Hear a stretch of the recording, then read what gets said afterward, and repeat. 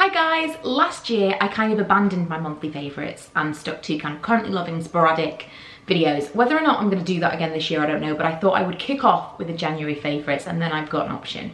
I used to love the monthly check-in and it just kind of became a little bit repetitive for me, so we'll see how it goes. Let me know what you would prefer.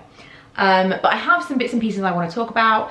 I think part of the reason that I always felt like these were a little bit redundant was I never feel like my favourites are all that different, and especially this month because I've had some real skin trouble and obviously we've moved house. I have not tried very many new things. Now that's about to change and I feel like next month my favourites will be full of new things, but right now these definitely I will have mentioned before, a majority of these anyway. So I am going to throw in a few kind of lifestyle or other things that I'm enjoying at the end.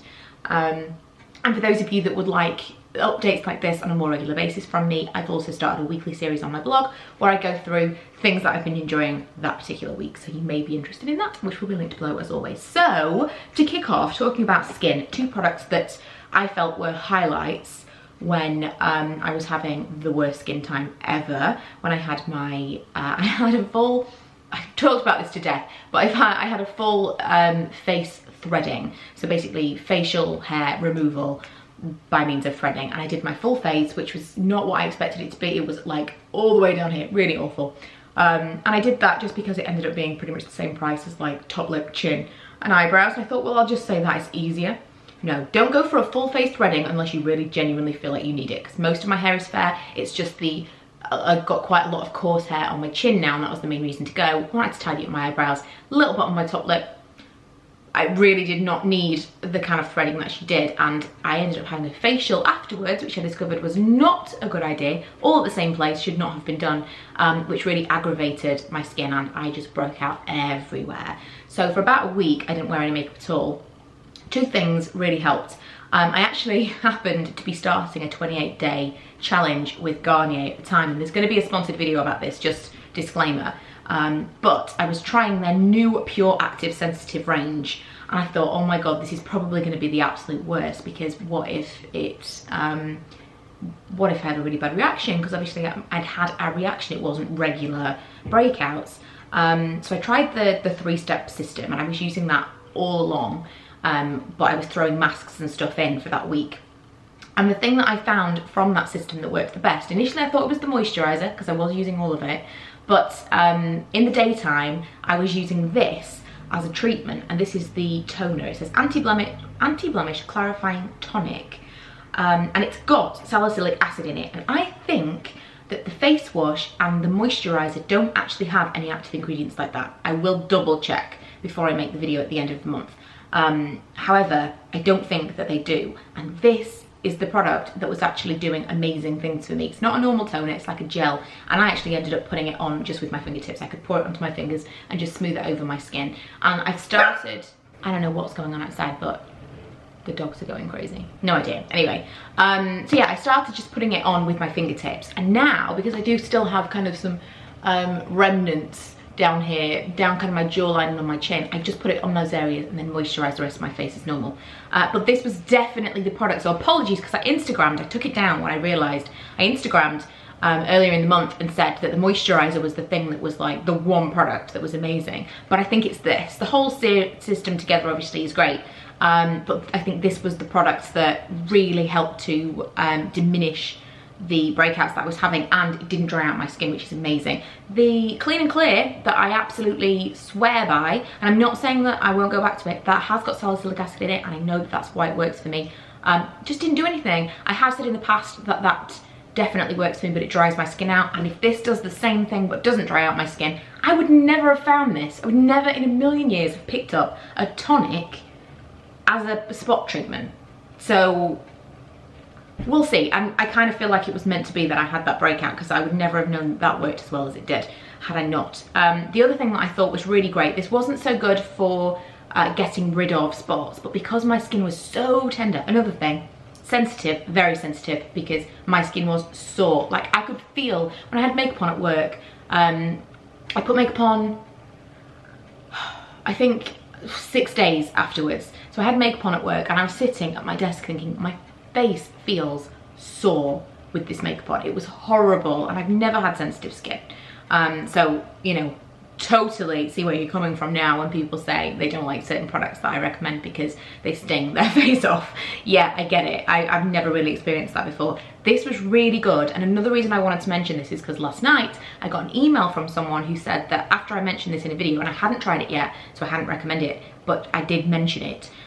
She went out and bought this, and her skin that has played up for however many years, I think she said something like 20 years she'd been battling with it, suddenly it was amazing. So this worked really well for me to definitely calm down the redness and soothe my skin a little bit, but it worked really, really well for her. So just, I wanted to put that out there because not only did it work for me, but someone else has emailed me about it. Dogs! Can you see why I've had less videos out? These dogs are driving me crazy. Another kind of skincare thing is the Peppermint Body Shop Intensive Cooling Foot Rescue. I don't use this on my feet. I could. I feel like if I used it on my feet, it would be really expensive because that's not a very big tub. That is 100 ml. I think it's in the region of £10. Is that completely wrong? I don't know. It might be like 8. There is an outlet near me now, so I think you get like 40% off, so it becomes a little bit better. But I feel like for a foot cream, this would be really expensive. So I use it on my cuticles and it is amazing. Softens and just generally makes everything look better. Right now, I desperately need to redo my nails, but I'm about to take pictures of loads of different nail colors from a particular range. So I kind of haven't bothered for this video, but you can kind of see my fingers, my kind of cuticles do get really quite dry. And whenever I get to kind of this stage, I just slather all around my nails with this overnight, and it just makes everything look better. So it looks like this inside. It looks nice and pretty and pink. It smells like peppermint. It's delicious. Oh man, that smells so good. Talking of smelling so good, nice segue that I created for myself by accident. Aromatherapy Associates, again, I've spoken about before. This is a new one to me, the Inner Strength Bath and Shower Oil.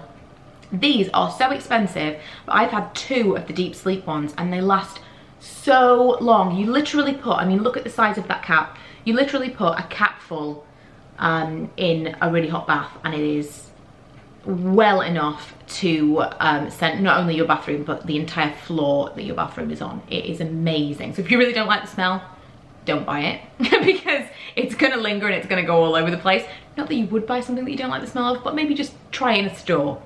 To be sure, because they are really quite strong. I love these so much. I also don't like too much oil in my bath, and so you only need the tiniest amount. It's not really for your skin. I mean, I suppose it could be, but it's a very small amount. It's more for the aromatherapy, and if you get one that's kind of supposed to calm you, the deep sleep one still, I think, is my favorite. I started using this and thought, I really like it, but I still think the deep sleep one I like the most. For when I have my periods of time where I really struggle to sleep at night, it almost knocks me out like medication would. But this is really good for kind of just, it's kind of slightly energizing and just generally calming. I love these. I always have one, but they are, I think they're about £40 was the last, what was like 39 or something like that. But it lasts months and months and months. I've had 3 baths out of that already, just to give you an indication, and there's hardly any left. Hardly any left, hardly any left, hardly any gone. A few makeup bits and pieces to finish out the beauty favourites. The Brow Artist Plumper from L'Oreal. I'm wearing this now. I'm really into using brow gels instead of pomades and pencils at the moment because I like the natural look. I like it to look almost like these could be my natural brows, but they're not. I did buy a tinting kit. I'm going to make a video about that. I'm gonna do like a tint your own brows with me kind of video because I've never done it before. But this really works for me. I kind of apply it in the same way that you would mascara. I apply a layer of it and then I wait for it to dry, and then I kind of build on it. It doesn't work as well if you try to quickly put it through your brows. But if you are prepared to kind of wait a little bit and build on it, you can build quite good natural looking brows with just a tinted gel. I don't think, oh, it does say it has got fibers in it. Oh, I wouldn't say this is as effective as the Benefit one to say that it's got fibers. I actually didn't know that, but it makes sense because it does give me really full brows. Okay, yeah, I would recommend this. The nail polish I've got on right now is Essie Pure Chiffon. Really into the nude kind of colour, and this has got a slight shimmer to it. Really enjoying that. I have rediscovered the Bourjois Volume 1 Second Mascara, which I've got on right now, just really, really quick. I think I'm going to do a top 5 favourite mascaras very soon, because I think I have 5 now that you can still buy and that I really, really like. And it's been a very, very long time since I could tell you there were 5 mascaras that I really enjoyed using, but this is one of them. And lastly, another rediscovery is this colour from MAC, which again I've got on my lids today, and it is Tete Tint. I looked for this for the longest time. I saw it on a girl that worked in MAC years and years ago, and obviously at the time I wouldn't walk up and just ask her what she was wearing. God, it's crazy. And so I bought tons and tons of different colours before I discovered that it was this one. I actually bought a really orangey colour thinking it was that, and it's this just really nice warm brown, but it does look kind of almost orange on the lids, doesn't it? I love it so much. And so that's it. That's everything for my beauty favourites. A couple of things that I wanted to mention.